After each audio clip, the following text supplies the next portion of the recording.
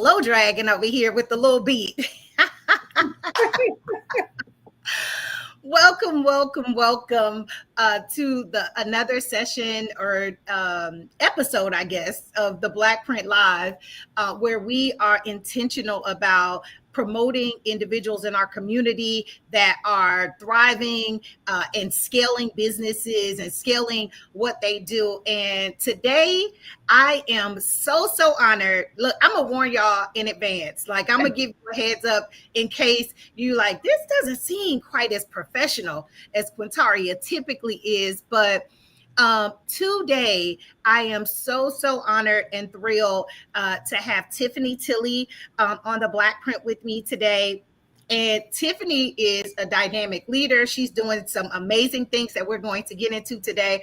But she is probably one of the few people I've known my entire life, like my whole life. So we're like sister, cousin, friends, all of that kind of mixed in one. But I admire her, and I'm so excited to just talk about her as she has evolved as a force in education, advocacy, and now authorship. So just a warning in advance that you're going to get good content like always, but you might see a little extra loving and familiarity, I guess. Is that the right way to say it, Tiffany? Praise God.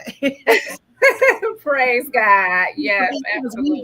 We go way back, but we bring quality to this stage and this platform, and we're here today to really just dig into about Tiffany and what she does. And of course, if we see places and spaces that we can elevate her, help her scale what she's doing so she can be seen on an international level, if that's her goal, y'all know I am all for it. So let's dig in today.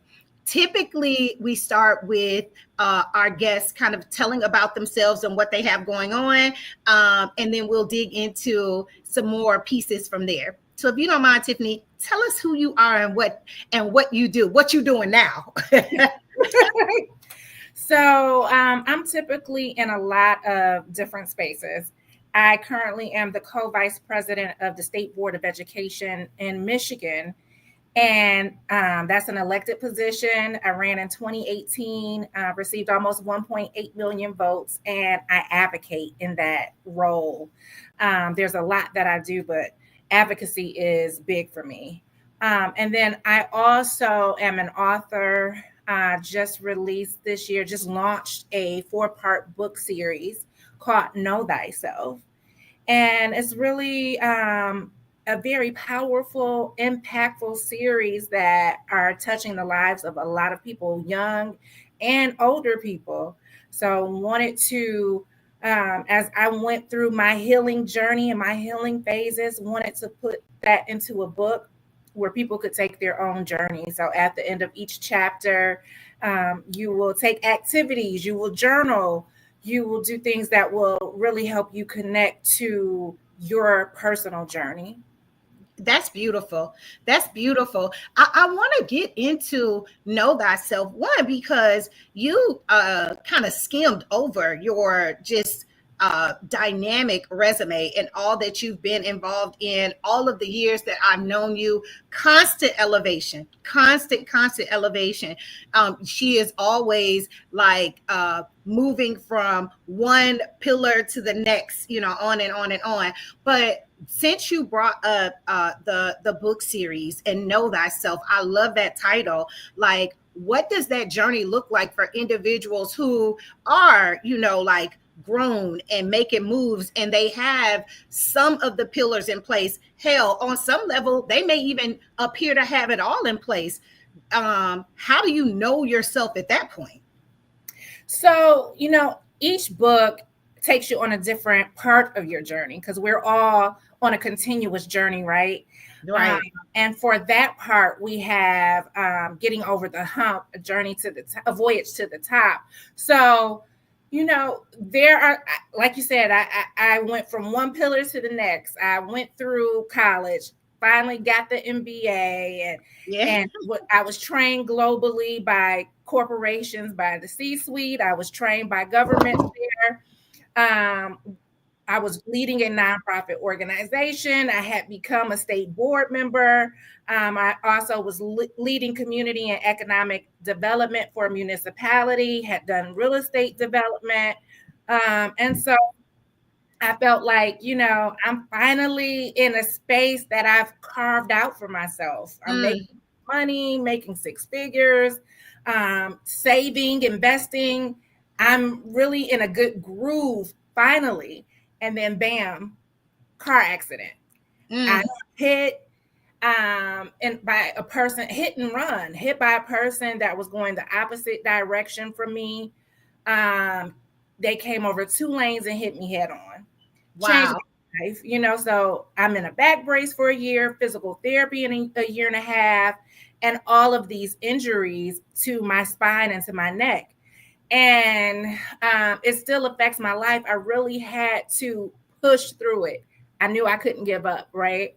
But getting over the hump is really that, that for that professional or that person that thinks that, hey, everything was all together and then life happens, an emergency happens, life changes, divorce, death, fire, a fire can, in a home, can change life, any upheaval that you really need to get through, health, anything that you need to get through, and the strength and the courage to get through those things. How do you stay, or how do you get motivated? And then once you get motivated, how do you stay motivated? And a lot of it is to, people always say you need the tools, whether it's getting from A to B, or whether you've been through trauma, whatever you've been through, people say you need the tools. Well, what are the tools? Yeah. They just say you need the tools. So I wanted to give people the tools. So here's the tools. And there's so many statements out there that I feel like they give you, like if we're talking like subject verb agreement, like if we use that as analogy, they give you the predicate, the ending, but not the beginning, or they tell you the subject, but not the action behind it. So I really appreciate it when you said giving people the tools. When you say, oh, you need the tools, or like you got to be consistent and you got to do this and that. And it's like, really and truly, people are being consistent. They're just being consistently doing things that are not productive, or things that are not aligned with the trajectory that they want to go in, or things that, are greatly beneficial to them. So just to make a statement,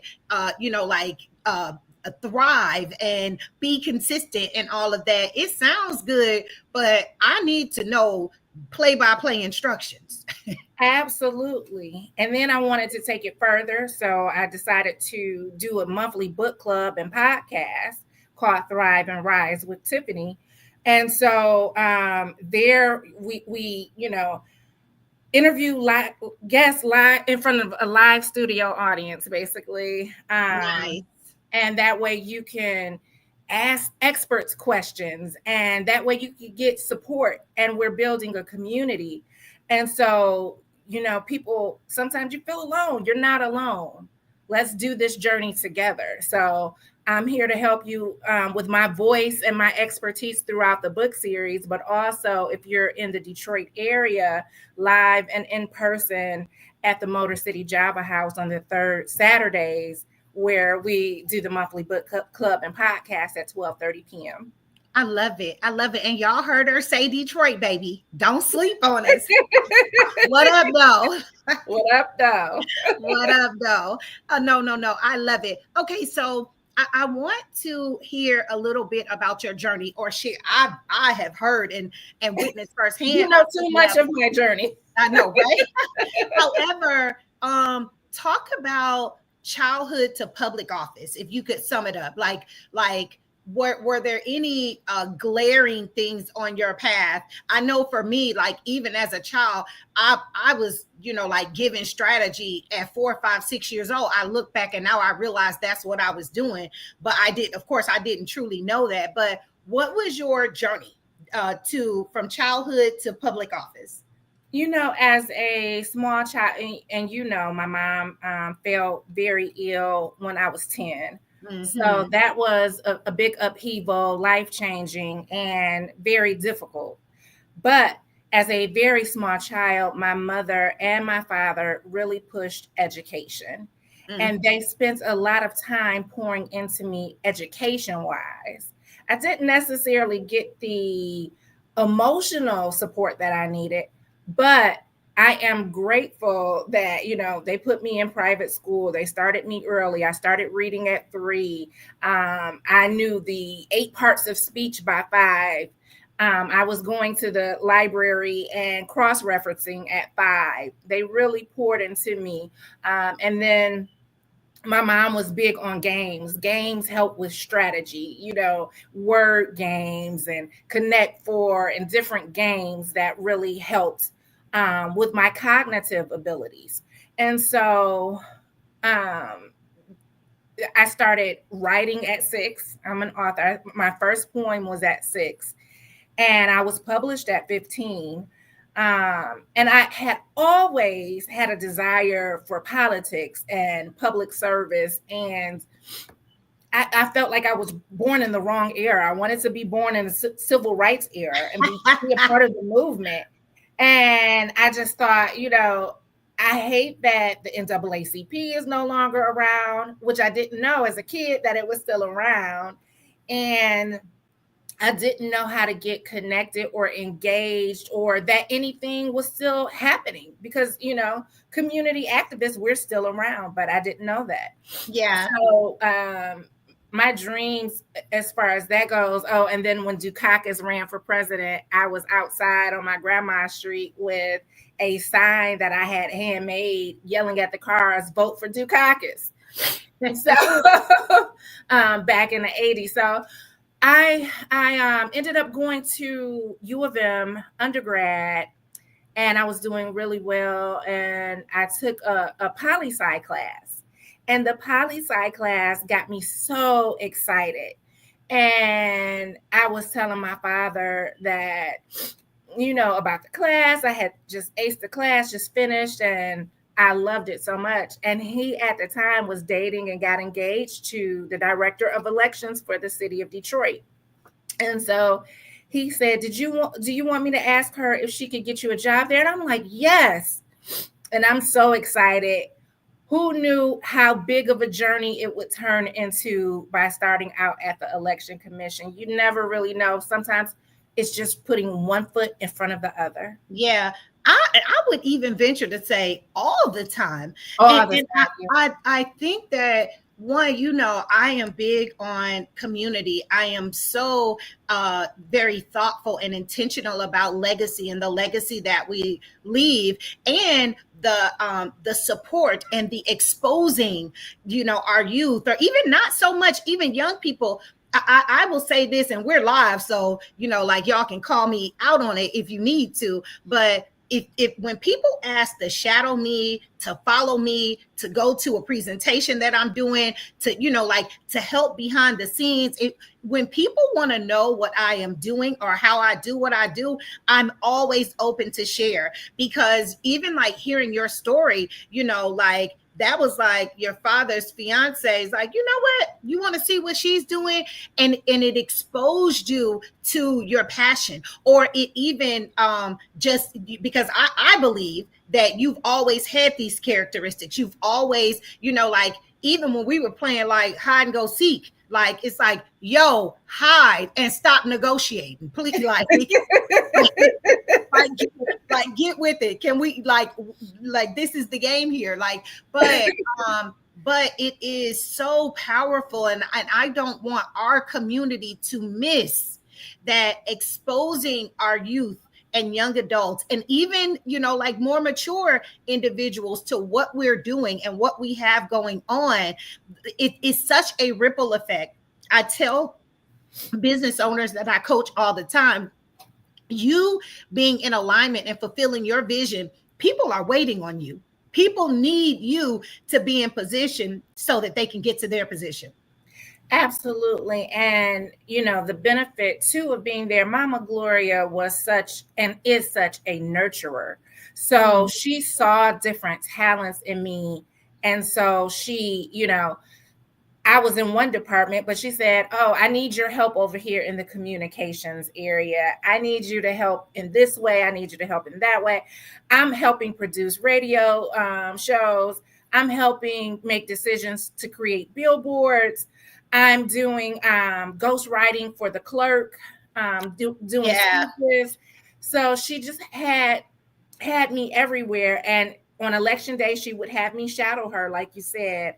So she had my hands in different places and spaces, and that helped to further develop me. And what the key is, finding your superpower. I speak to this all the time, and the Brunson approach, my strategy firm, is structured in this way, that not that we promise our staff that they won't have to do anything that they don't like, but we truly design our staff to work in the places and spaces where they have a superpower, a passion for it. So you may come in as the social media manager, and you may, by the time you matriculate through, like, you are the art director for a specific area. Or we see that, like, hold on, your gift to write, that your copy is amazing, we need you to do this or that. Even though I know that we're speaking of your specific journey, but allowing people to find their superpower, people will volunteer for you, people will stay up late for you, they will wake up early for you, because allowing people to flow in their superpower gives them skin in the game to align with your mission, and to help you get your goals done. Now, I think this is But it all. also empowers them for their purpose as It well. does. And that's what I was about to Right say. there. This is a Yeah. great segue for when we allow people to have places where they're learning and they're thriving and they're starting to know what they like, what they don't like, what they excel at. When they start to get, praise and notice for things that they're good at, now they are, like, developing and starting their legacy. And with that being said, especially with you being in all that you do in terms of like community work, your positions politically and things of that nature, do you feel that that's an area that you really capitalize on making space or making room or giving grace to individuals to come in? Because that is, we'll talk about scalability more a little later, but that definitely is a great opportunity in space to be able to leverage what you're doing by allowing people the room and the space. But with that being said, do you see that as something that you do well at for others, or share a story on how you have worked that into your day to day? I think coalition building is absolutely necessary and important, especially when you're doing community work. I mean, you have to build coalitions and you have to build relationships. And going back to the beginning, you know, going to different events with her, wanting to get plugged in to different spaces. She had me do it on my own. She didn't really want to go to the event. She said, "I'm over it." So as I was going to the different events, I'm learning networking, right? And then my brother had been murdered and my cousin got murdered, and so I wanted to do the Manny Project. So that was my actual first experience with coalition building, because to get it done, I needed people power, right? Yeah. I had never given an event before, and I had never, I wasn't necessarily the best at even giving a birthday party as a mom.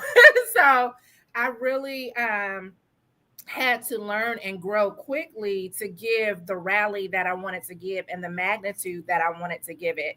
And so I put together a board basically to get it done. And then we needed to rent the stage from Parks and Recs. And so that costs money. And, I'm a young person. I didn't have money to purchase a stage. Yeah. And so we decided to put together a little booklet for the day of the rally, so ads, and now we have a program booklet. And now we have ads, and we got just enough money to get the stage. And then some of my experiences, I had to bring to the table, like, we need to do a press release. So I was able to do a press release and get it out to the media and get, other assistants for that as well. And then I got a media personality that I had met at, my time at the election commission to be the host. And then other people that I had met along the way were speakers. So I had the NAACP. At this point, I had met with the NAACP and started getting involved. I made sure that I had free tables for nonprofit organizations and different organizations that can bring resources into the community. I gave them free tables. I started out with a few community partners. By the fourth one, we had 15 community partners. Wow. So and this is why, even listening to you now, I told y'all from start, like Tiffany and I go way, way back. Like my grandmother and her mother were best friends. So before we were even born, they already knew, like, oh, they gonna hang, because we hang, they gonna hang, right? But and lived across the street from I know, right? And they worked together. But rode to work together. Say that. As you were speaking, mentally, I was just getting exhausted, like, woo, honey. But knowing Tiffany personally, she is someone that knows everyone. And she showed me, going back to learning our superpowers, because I've always been a popular person, especially like as a kid. I was a popular kid, but like voted Miss 1995 and dot. But I realized in watching you that, like, I'm not a networker like that. That 49, I tell people all the time, I am 51% extrovert, and that 2% throws people off all the time. I do just enough to say, hey, girl, hey. But after that, I'm pretty much done, right? But watching the way that you work a room and shake hands for decades, you're always saying, hey, Quintaria, I can connect you with this person, or I know this person or that person. But that let me see, like, oh, that is her space. That is definitely her anointing, because like working a room takes a special set of skills. I feel like, what's that movie when the man is like, I possess a special set of skills or whatever. But and it's funny because I am such a big introvert. You were popular and you were extroverted, and I would be sitting in the room with you. Or people thought I was. I just talked to the people I knew for the most part. Right, like, right. And because so many people knew me, that masked the fact that even now I tell people I can speak to thousands. Put me on stage, I'll speak to thousands. But you put me in a room, and you probably can recognize this now. Put me in a room with 20 people I don't know, I'm probably not introducing myself to any of them like that. I have to push myself to that. So I think it's just different aspects, because other people will be like, I could not speak to that many people. That doesn't bother me, especially when I'm talking about my passion and goals and all of that. I'll speak away. But I found that easier too, to speak to thousands of people, as opposed to, or even when I was younger doing my poetry. I'm doing my poetry at Hart Plaza versus doing it in a living room in front of 5 or 10 people. Yeah. It's so much easier to do it on the stage, right? But I was way more introverted as a kid, I want to say. Yeah. And I had made a decision. I'm still a big introvert, but I made a decision in order to reach my goals. I had to network. I had to come out of my shell. And sometimes I still go back in, depending on what's going in my life, on in my life. And so I have to come back out of my shell again. And, because my mission is to help people. So if I'm going to help people, I have to engage with people. And in order to help those people, I have to engage with others that can help me to help those people. Yeah. So. Yeah. No, and I love that. One of the things that we definitely, because the topic is scaling all of this, right? So do you have, being in the space that you're in, why would you say that women in particular in public service often lack scalable models? Because from a strategist point, I see even like supporting you with your campaign last year and many of the other things that we have collaborated on over the years. I come in and quickly I see like, oh, we need infrastructure. You need da da da. Like from your perspective, because this will help us both. Why do you think women in public service often lack scalable models? So I think it's levels to this. So if you're an advocate or if you are going for a bigger office or you're coming in a lot of times at a disadvantage, right? If you're going the grassroots approach, you're coming in at a disadvantage, especially at this day and age, because technology is so far advanced where everything, you need to automate everything. There's so much opportunity with the technology, but it's not always affordable. So there's not a lot of money in public service, not unless you are at the very top, unless you're the governor, unless you know how to scale it too. Because I see a lot of money left on the table just from my business and strategy eyes.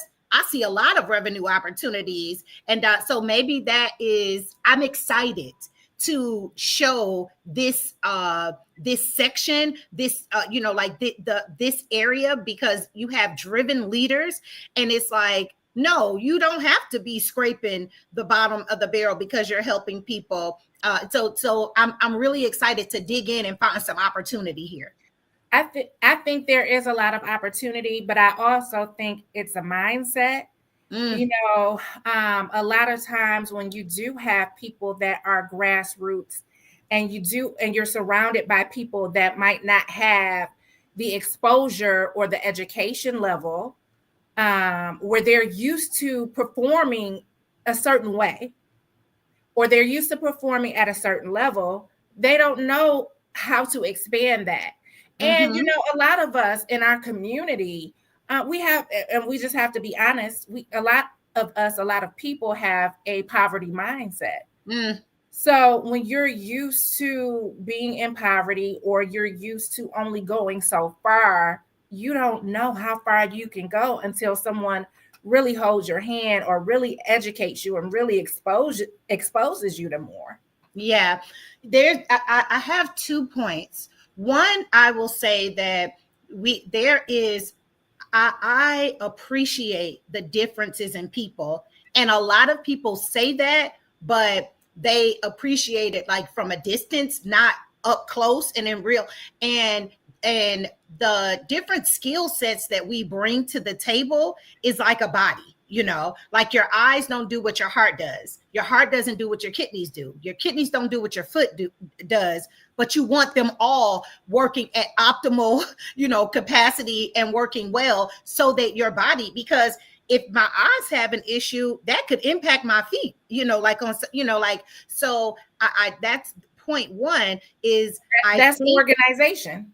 Thank you. Exactly. But I think that what happens is, if you are naturally a networker and a community organizer, you tend to attract people who have that same similar charisma, that same they have the same traits or whatever, when you probably need a strategist as well, or and I think that that our community should do a better job of making sure that we are structuring our community efforts and our businesses like a body. I don't need 100 sets of eyes, period.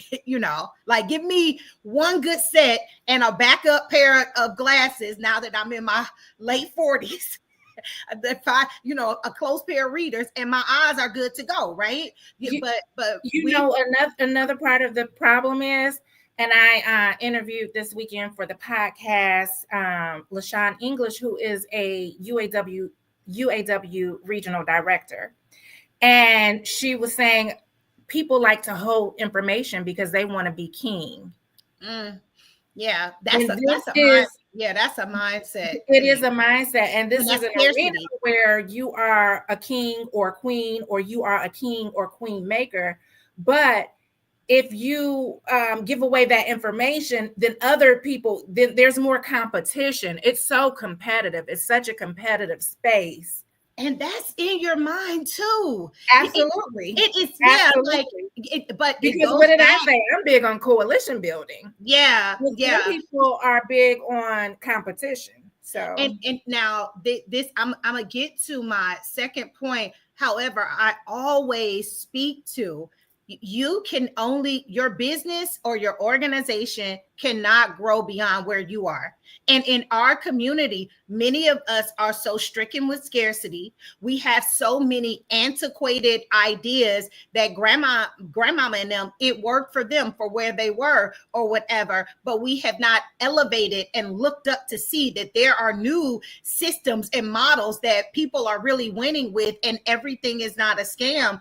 But if you don't address your control issues, if you don't address your fear, if you don't address your poverty mindset, you can only be helped so far. You can, like you don't have the room or the capacity to build the whole body like we're talking about. You can't bring hands in, kidneys in, and all of that, and all you have is the capacity of eyes, if that makes sense. absolutely. Yeah. And I've been saying for over 20 years, as Democrats, we're always playing on the defense when we should be playing on the offense.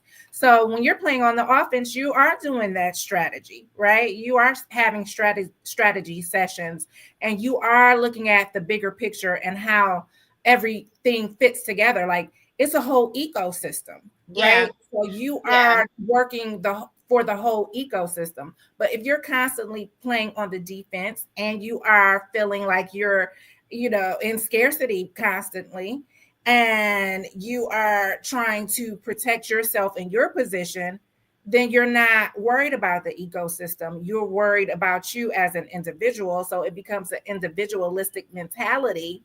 And then there are times when we could pull it together for different things that we're fighting for, but on that day to day, it's more individualistic as opposed Yeah. to communal. And I definitely have had experiences in that arena, because growing up in a heavily democratic environment, and almost all of my family are, and that I no longer identify with some of the ideals, but that broadened my mind in such a way, especially to be in spaces where everyone around you assumes, or they assume everyone thinks a certain type of way, and you have to really have a level of tolerance and discipline and just decorum on how to maneuver and move through that, and get, at least for me, to learn how to get that, well, I kind of disagree with that, or not, but that, I think, has helped me and it's probably the way that I'm built as well too. But that alone is one of the key things that allows me to see from a 30,000. I have the ability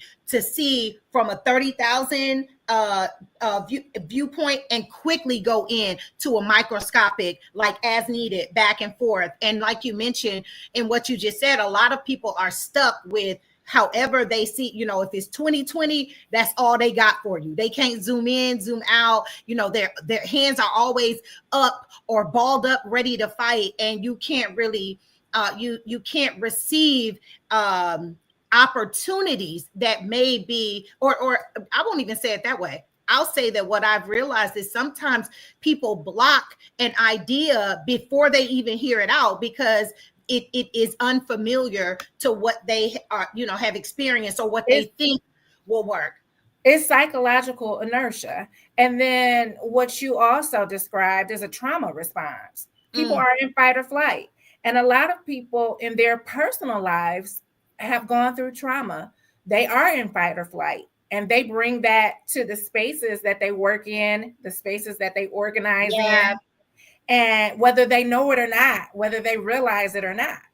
And I think in this day and age, we need to know it. We need to know it. And on the flip side, and it's still what I believe is a trauma response. My point to add on to what you were speaking just a few moments ago, one thing I realized is that when people have a heart to help people, they instantly think nonprofit.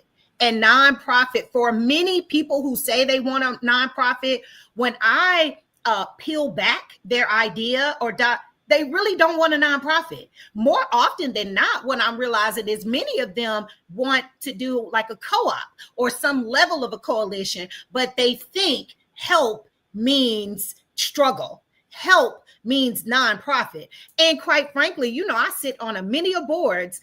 I sit on some of the most profitable nonprofits that are out there. Like I am on the financial approval for 3 nonprofits that we are nearly at billion-dollar budgets. But in our community, and many, not just the African American community, but I got to speak to our home, and I got to clean our house first.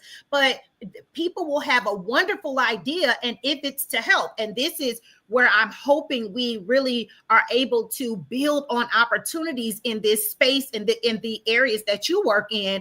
Nonprofit does not mean struggle. If you are able to unlearn to relearn a new way, but people believe that if they want to help, you can't ask for a check for that. And baby, that is not the case. It's good to be altruistic, right? And I've definitely been that, but I've also had to learn the business side, and having a business degree helps with that, right? But there's a lot of people that still think, if you're working a position, you're only supposed to make $50,000 a year. What does $50,000 a year buy you nowadays? Because inflation is so high. I think it's about being impactful. So how can I be impactful in the lives of others and still be true to myself and true to my community, but still be impactful for myself and my family? Yeah. So a lot of people become greedy, in this arena, or that's the thought, right? Politicians are greedy. Politicians are stealing. Politicians, you have some people, and sometimes you have people doing that because they are getting $50,000 a year in their or less, and are struggling, right? Yeah. But you can absolutely make 6 figures, live an honest life, be honest as a community advocate, operate in integrity, operate in integrity, and still live a good lifestyle. Yeah. Like you said, creating systems, having tools, and monopolizing on your systems and your tools and your network. Yeah. So you can do both. You don't have to be one or the other. And I think a lot of times we feel like we have to be one or the other. And going back to, like you said, about being so territorial and worrying that someone with a new idea is going to steal your spotlight, or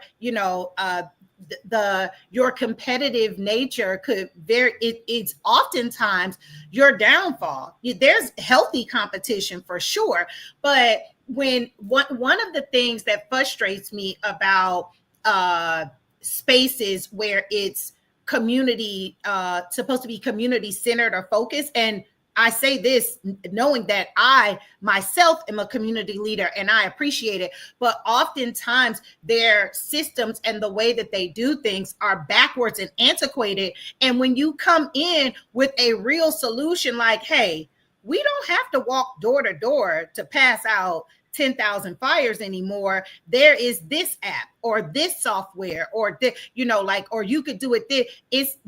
Oftentimes I find that they're so married to how it was done 50, even 100 years ago. And I am not exaggerating. Some of the ways that they're still it's like nobody does that anymore. Like you can, I think too, how comfortable is someone with technology? So I think it's part of that. And then part of it is, some things have been tried and true. So we've been doing it a certain way all of this time. And then sometimes when we step off course and we try something new, what happens? We bump our heads. And then, that's disappointing because now it costs you an election when you bump your head. Right. So, but failure is just lessons, right? So It it's is. taking those lessons It and is. moving forward. Because are we winning though? Like, like, and I definitely get it. I am definitely one that, like, if it ain't broke, don't fix it, but check on it. Just because it wasn't broke in 2020 does not mean that it is still operating perfectly now. That's just like your car.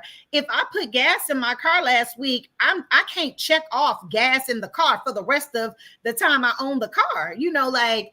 So checking on, and checking it's being on the, innovative too. Like we have to yeah, continue to be innovative. We have to yeah, continue to keep up with the times. I mean, even with the business, if you don't keep up with the times, you have to look how people are changing, environments are changing, and you have to be able to pivot, you know. yeah, So if a business doesn't pivot, then it goes out of business, right? yeah, yeah. So I want this community to really, at least, even in small steps, learn to truly monetize their message, monetize your message, charge for speaking, licensing opportunities. Tiffany, I am sickened the amount of community leaders, people who are doing community work, people who have nonprofits, who leave like whole systems that they've developed, and it has a huge licensing, even franchise possibilities, but they believe because they're a nonprofit, there's no ownership ability there or whatever. Package something once, and anything that you package once and you're teaching it repeatedly, it is money there. Like digital products and all of those type of things are so many ways just to bring in mild passive income. We're not even doing a full deep dive.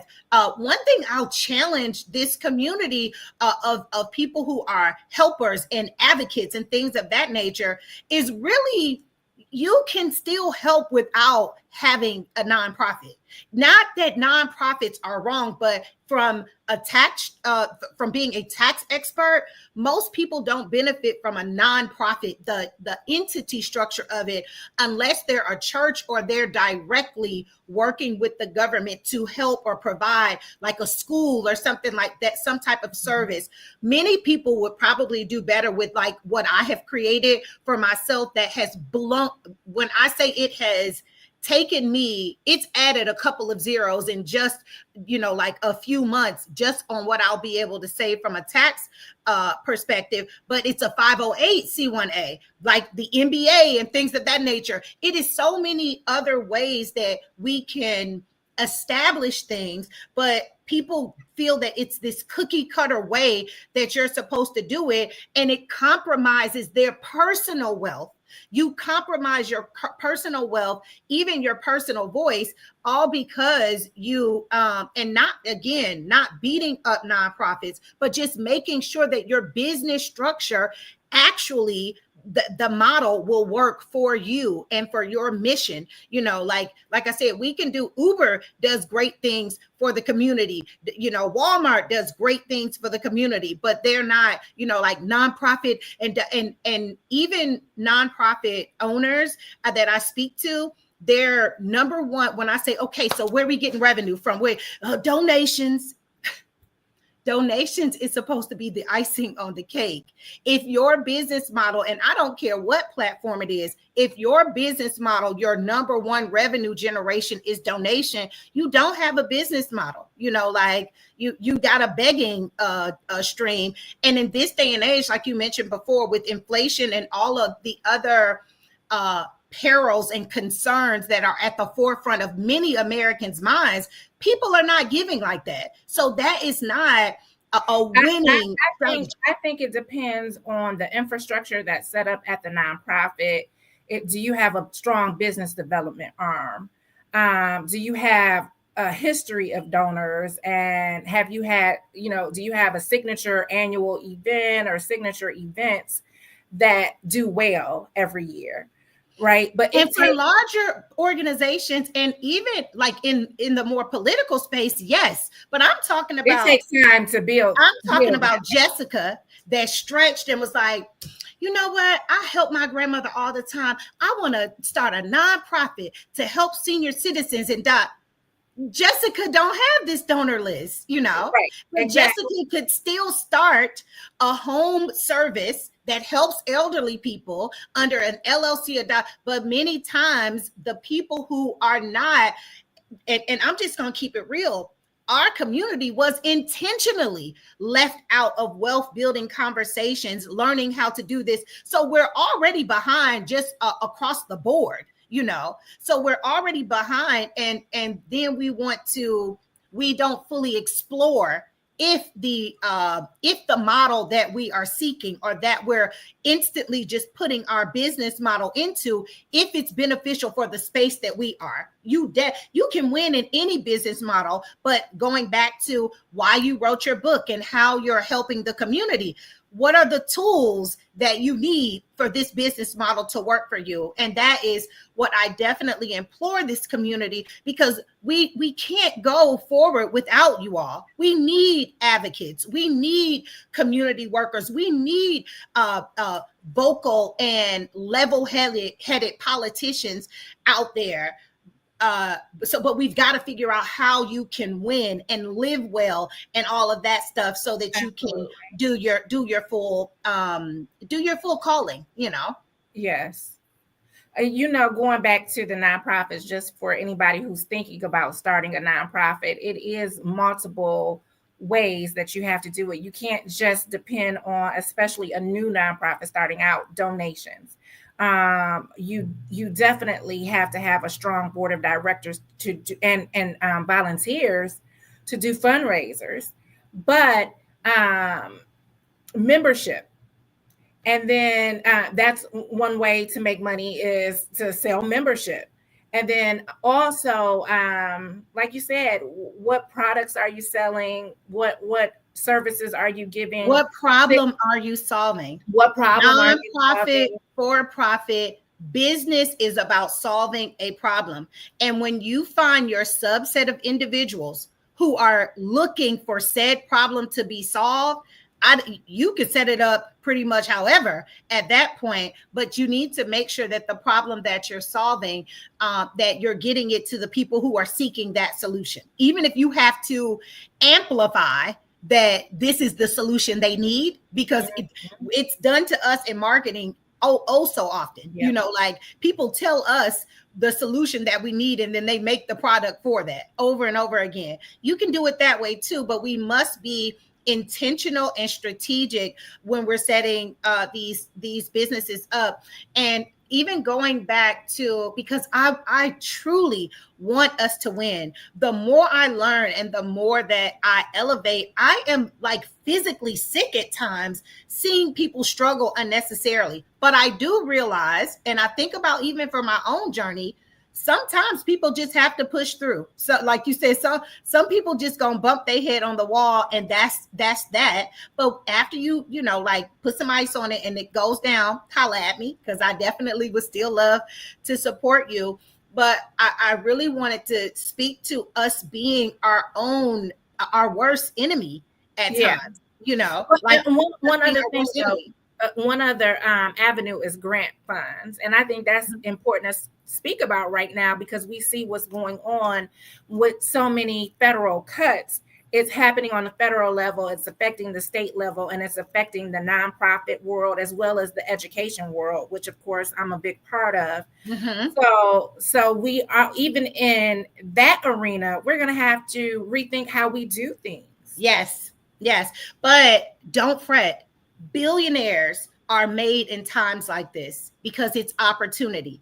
It is opportunity. Sometimes God has to pull that manna that we've just been waiting on, and she wrote books about that too, whole organizations, but sometimes God has to dry that manna up so that we can look around and be like, I am sitting in paradise. I've been sitting here waiting on the manna from heaven to come, and it's nothing wrong with that. But I feel like we allow that season of manna to last forever, or to think that it is supposed to last forever, when we are often in a paradise, even if we have to close our eyes because physically we may not see it, but it is opportunity all around us. It And like creates a I always say, paradigm shift. oh It, yeah, yeah. yeah. Think And like a even like CEO, when, move like a CEO, see things like a CEO, find a problem that you have or that you can create a solution for and run with it. yeah, and even like in '08 when we saw the housing market crash, people that were liquid, you know, they became very successful during that Mm-hmm. time. We had people that lost a lot of money. We went into a depression, even though they didn't want to say that, it was a recession, but it definitely got to a point of a depression, uh, economy wise. But there are times like that when, like you said, billionaires are made. The Yeah, problem is we have to be ready. you do. We You have to be do. ready. We have to be ready whether we have liquid saved up that we haven't touched, we put a pot aside, or we have plans mapped out, things That's that what I was we're about to say. Your vision alone, like and I want to be clear to differentiate between your vision and the planning, because oftentimes people will do a cute little vision board, and that has a level of inspiration. That it goes back to, like how I said, that 3,000 view away, like that's your vision board. But you got to come in on a microscopic level, or work with individuals that's their specialty, to build that plan out. So even if you don't have the funds today, if you don't have the team today, and when the opportunity comes, all you got to do is grab that notebook and be, oh hold on, I've been waiting for this. You would not believe how many ideas God has given me that are in Trello and in notebooks. I'm always amazed when I go back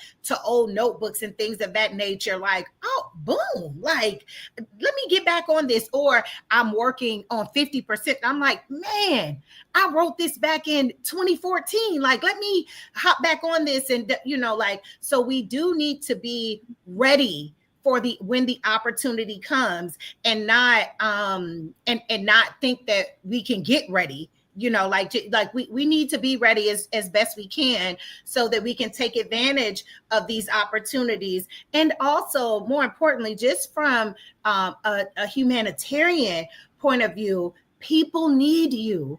People need what you do, Tiffany. People need people like you. People need people to speak up for them. Even knowing you personally and just seeing your personal transformation and growth with how you have elevated your voice, how you use your voice now, as opposed to, like what you did or didn't say when you were younger, or even in other spaces now. Like the world is waiting on us to cultivate ourselves, to do what Tiffany's book and her book series is, the really to know ourselves. The more authentically I become Quintaria, yeah. it's so, honey, it is a flow. I've been speaking all of this year about the flow that I'm in, and it is truly like a godly flow. Like Nipsey Amen. Hussle stated, like, you can either fight with the rocks or roll with the river.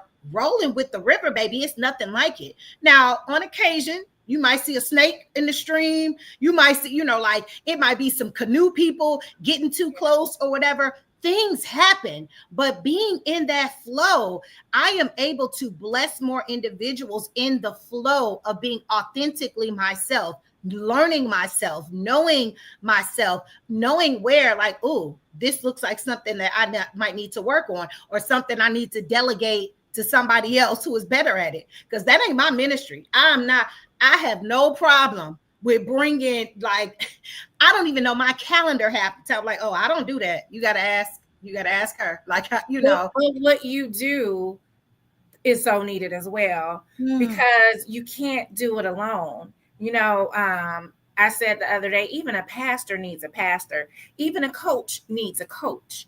And if So you don't have one, I'm worried about you. You know, how is you coaching and you ain't got a coach? You need mentors. You need Yeah. other people, in your network that can see where your blind spots are, that can help you get to the next level, or even give you reminders. And then it depends on what level you're at. Some people need need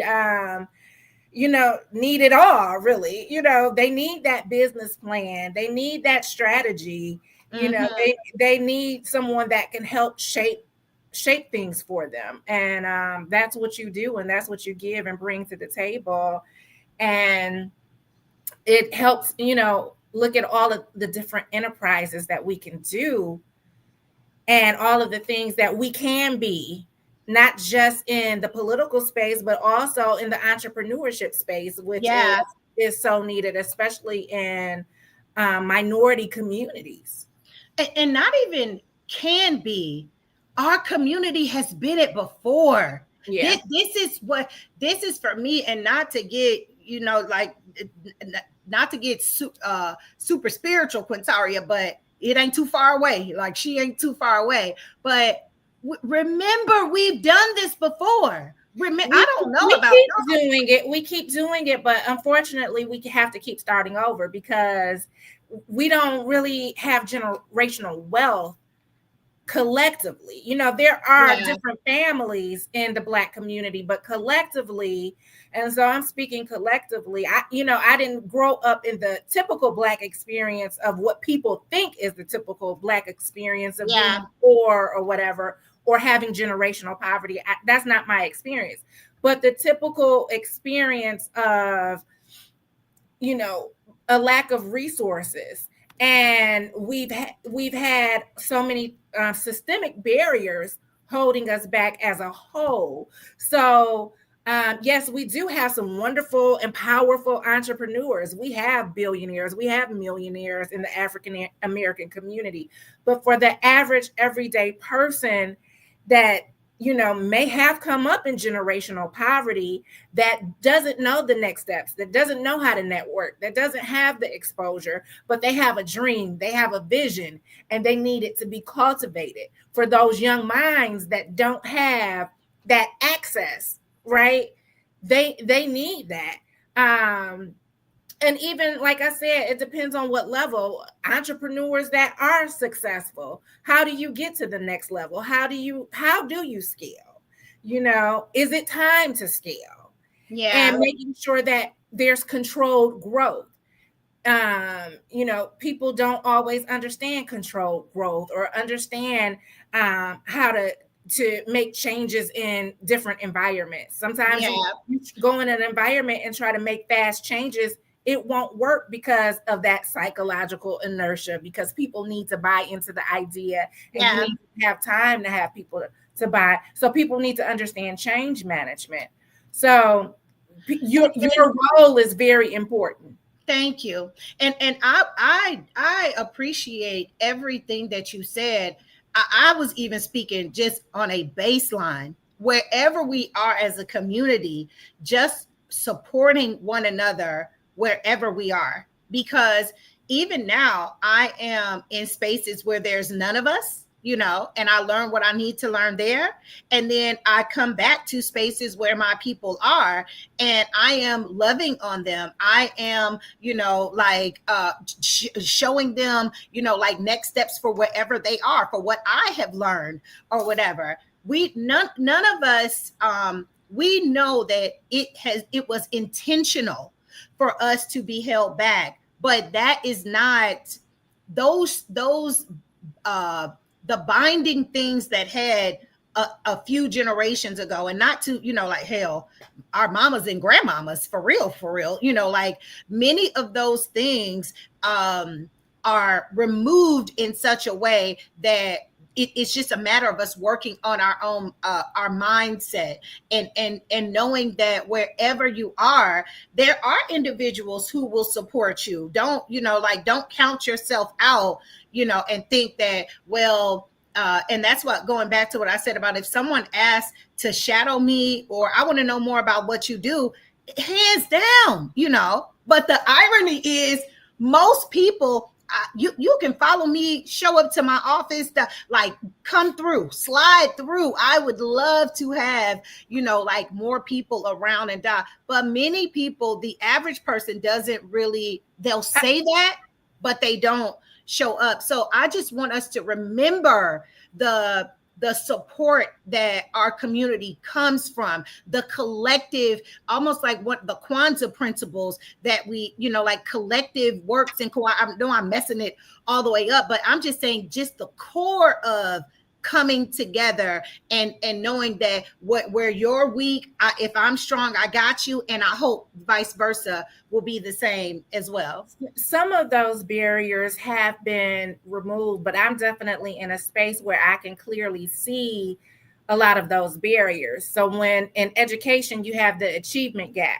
So when a person from the urban area, student from the urban area is graduating, they're 4 years behind their counterparts in the suburbs. Yeah. That's a barrier. When you have gentrification, when you have an African-American neighborhood and they start to develop it and Caucasians move in and minorities are pushed out, that's a barrier. There is, but I guess my point is we don't have legal, like it's not legally sanctioned anymore. To get to the residue, we still have equity issues. So if I can't read and write at a certain level, then yeah, it may be legal for me to do some things, but I don't even understand the law, or my education level is it safe at that point? So we safe if I can read. We still need resources. So I just wanted to make sure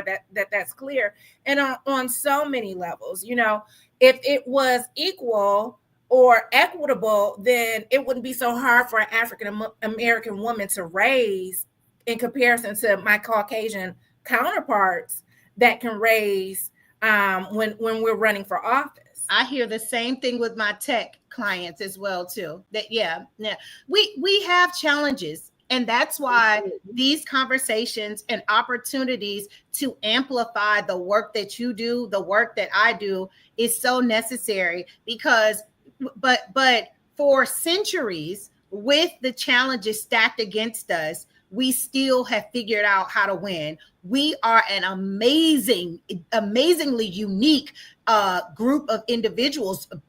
We have a culture that is so resilient that we can win, even with these barriers, like against us or whatever. But that's why you need to be on post on your mountain, looking to see what you need to. I'm on my mountain telling you, like, hey, we got troops coming in from here, from the left, at what you got going on. And we truly need a more community where you respect and operating in integrity, of course, but you respect and understand that I am bringing value for my superpower. There are things that I've given you plenty of kudos. You got all that. You keep networking and doing what you do in that space. And but we need all of it. And we need to empower people, not just to be entrepreneurs, but we need educators so we can help get rid of disparity. So we need to continue to develop more educators.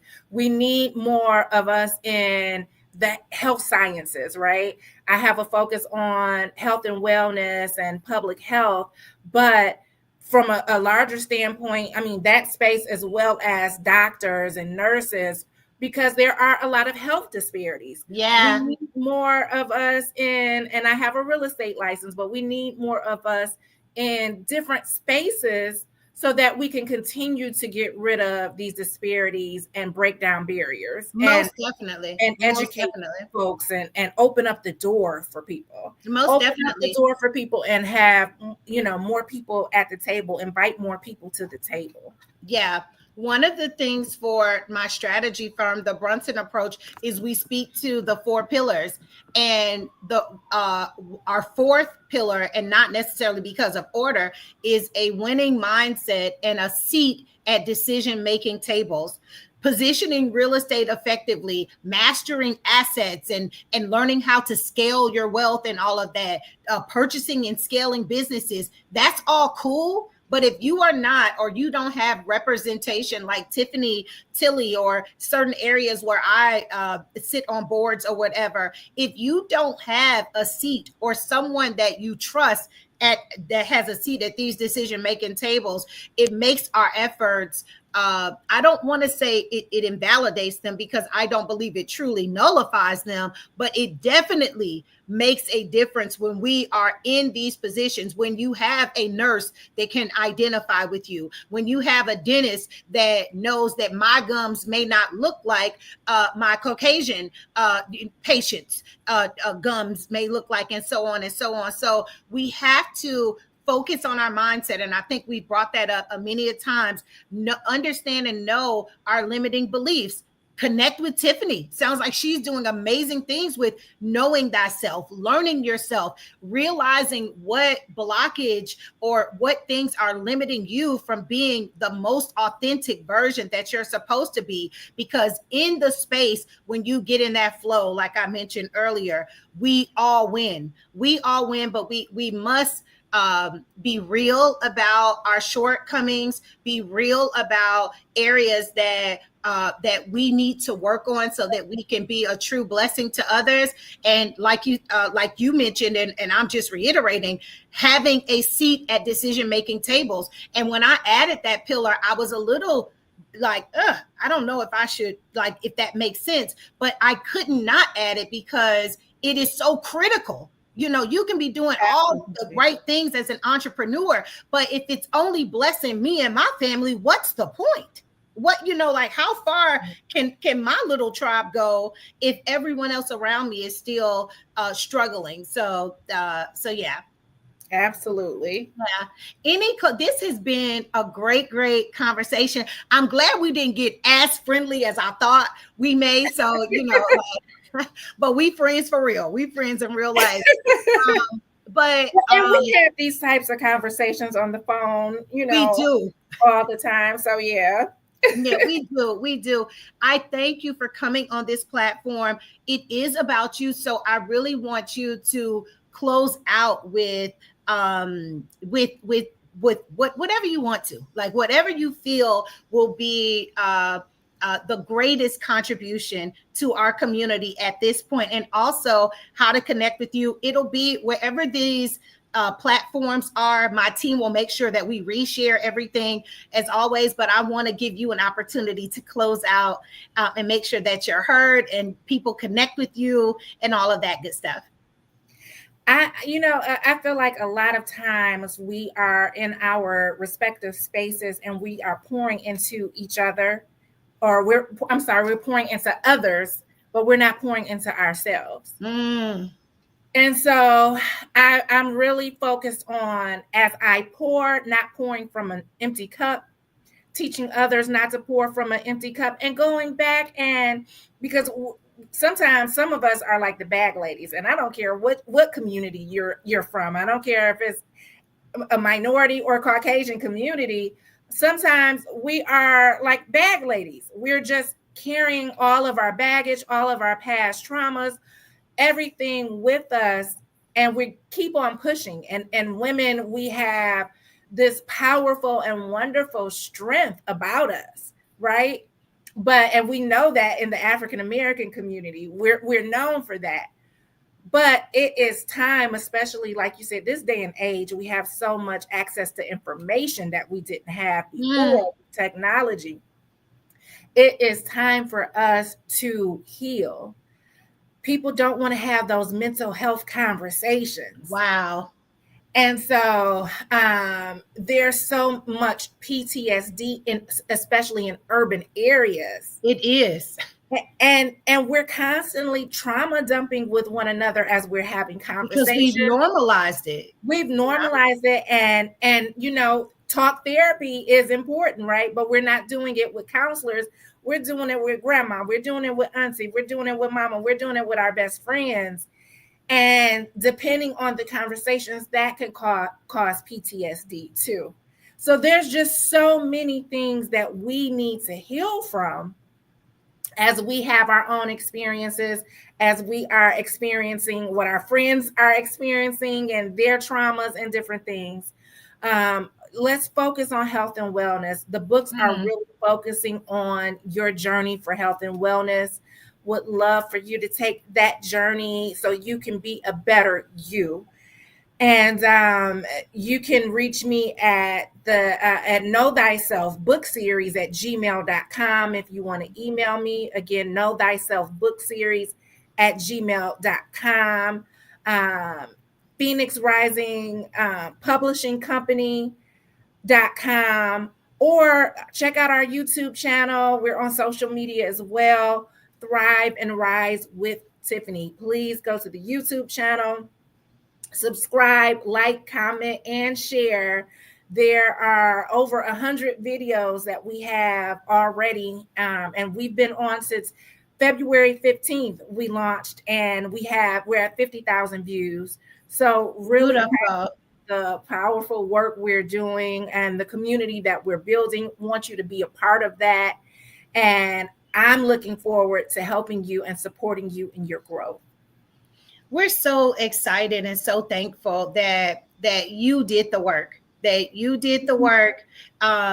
that now you're able to reach back. And I don't even know if reach back is appropriate, but now you have set up an ecosystem where people can come and get healing from this, because our minds are so powerful, but they can do great harm or catapult us to do great deeds. And sadly, sometimes we've been doing a little bit of both. We've been harming and doing great things. But know that healing is available. The work that Tiffany is doing, please connect with her. Again, so very proud of you. I have always been proud of you. But thank you for this conversation. We're gonna have to hop back on again and dig more into mental health and how, because be it an entrepreneur, be it a political figure, be it just a mom, like you and I both know, like I've been pulled from the fires of losing my mind, and oftentimes I didn't even realize it until I was pulled out and was like, I should have been crazy. Like back in the day, the old people used like, Lord, I'm glad I got my mind. I used to look like shit tripping. Now I'm like, I'm glad I got my mind, So being a mom isn't easy, and then everything that's going on nationally, internationally, surviving post-COVID, the wars that are taking place in the Middle East, and now the U.S. has become involved, and the possibility of going into World War III. There's so much to be worried about, right? Yeah. So on so many. So we do have to take inventory and know that with everything that's going on, we still need to figure out safe spaces to support one another. How to stay grounded. That the BlackPrint has been a safe space where we have shown support and highlighted you. Love you so much. Thank you, audience. For those of you all who have jumped in live, we appreciate you. For those of you all who will see the recording later, be sure to connect with us. Follow Tiffany, follow the BlackPrint and the Brunson approach, and y'all going to be great. And we going to do the same. Love